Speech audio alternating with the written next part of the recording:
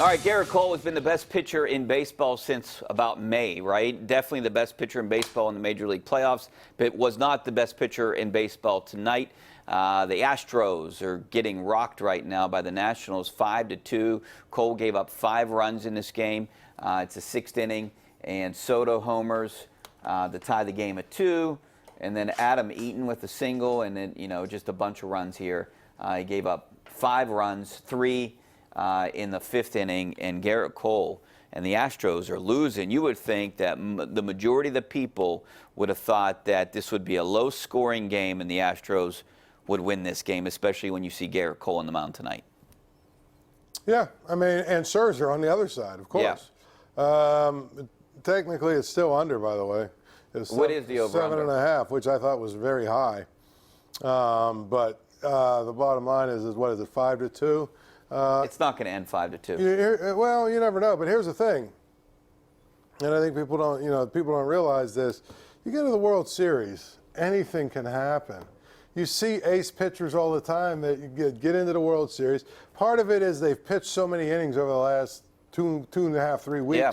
You know what I mean? It's a part of it, and the other part of it is you're playing against a really good team. So, and I'll give you another part. You can't say that nerves aren't involved a little bit. I mean, I understand what Cole has done up to this point, but now you're in Game 1 of the World Series. You're this close to winning it all. You can't say you're a little bit nervous. Maybe, but I don't know, because the big thing with that is, I mean, he's pitched in the World Series before.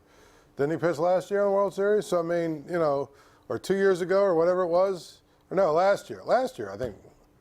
When did they win the championship? He's never pitched in the World Series. Who won the championship last year? Why am I drawing a blank here? Was it the Red Sox? Well, whatever. Either way, my point is, I don't think nerves are that much of a factor. No, I think you've already pitched in a lot of big games. Didn't he pitch Game 5 of the ALDS? Yeah, but I mean. Well, I mean, Game 5 of the ALDS. And he's pitched in the playoffs If you lose, you go home. But yeah, I mean, he pitched with the Pirates and he pitched with the Astros last year. They didn't make the World Series. The Red Sox beat the Dodgers in that game. Okay, so it was the Red Sox. So I mean, but this is a new level. This is a new level. You're playing a good team. Again, there's so many factors in the World Series. It doesn't surprise me that both of these guys haven't been as good as they have been. I mean, Scherzer has danced through the raindrops a litthis bit, and you know what I'm saying?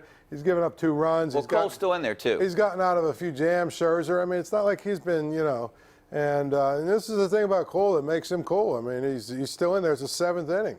All right, let's go out to the phone lines. Mike in Ross Township. What's up, Mike?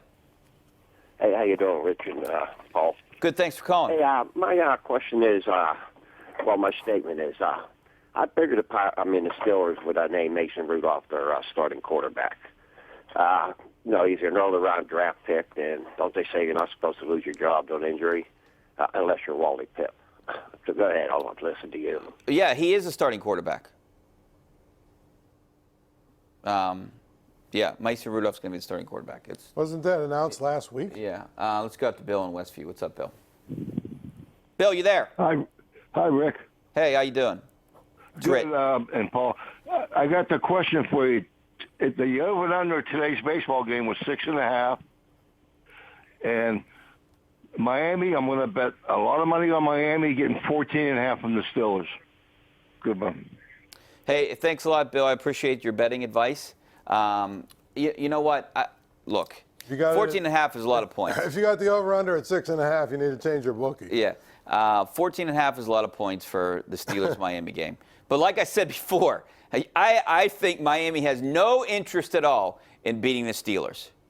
No, 0 interest. Well, I mean, look, you say you're going to try to win the game, but Miami would do themselves a disservice by beating the Steelers, because potentially you could knock yourself out of a better first-round draft pick.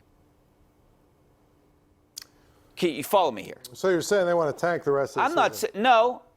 I'm not saying they want to tank the rest of the game, the rest of the year, and I'm not even saying that they would tank this game. I know that's kind of unethical, but Miami wins this game. It would actually help them to win this game. Who, Miami? Yes.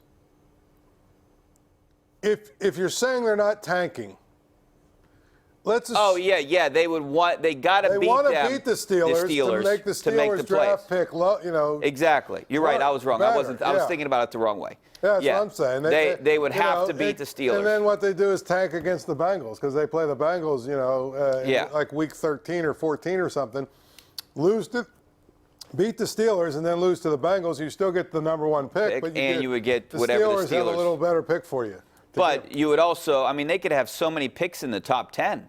Well, they could have 2, right. Depending on what the Steelers do. But you're rooting for the Steelers to lose as many games as you can. But you also have to lose games. All right. Anyways, let's go back out to the phone lines. And we're going to go out to Lee out in Charleroi. What's up, Lee? Hi, how you guys doing? Good. Thanks for calling. I know the Giants just waived Tuzar Skipper today, so we're definitely lacking, depth at the outside linebacker position with Watt possibly being hurt coming into this game.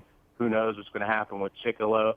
So, I mean, do you think we should sign this guy? And my other question is, A.J. Green, he's definitely a possible guy that I think could be a trade target. The Bengals are going nowhere. You're talking about tanking the Bengals. They might just be tanking this season. So why even, keep A.J. Green? I think it's in the last year of his contract. So, maybe we possibly can make a move for A.J. Green.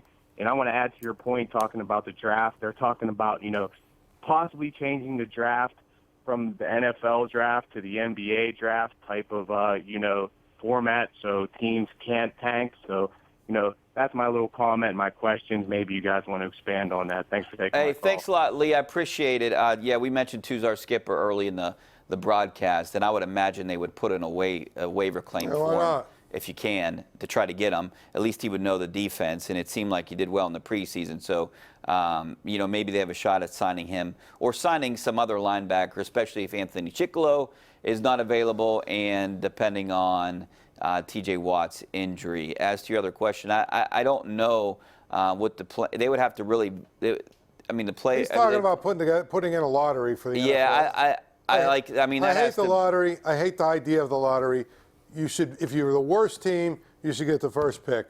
Period. And a couple receivers did get traded today. Sanu and Emmanuel Sanders, the former Steelers receiver, got traded. Yeah. It seemed like a good deal for Denver. They got a 3rd and a 4th and gave up Sanders and a 5th-round draft pick. Now for the Steelers, I don't know if they're going to be players in the trade deadline next week. I would imagine not. They don't really have much to give up either. Like if you're saying to go out and try to get A.J. Green, who are they going to give up to get him? They don't have no 1st-round draft pick. Are they going to want to give up their 2nd-round draft pick? They'd have to probably give up like their 2nd and their 4th or something.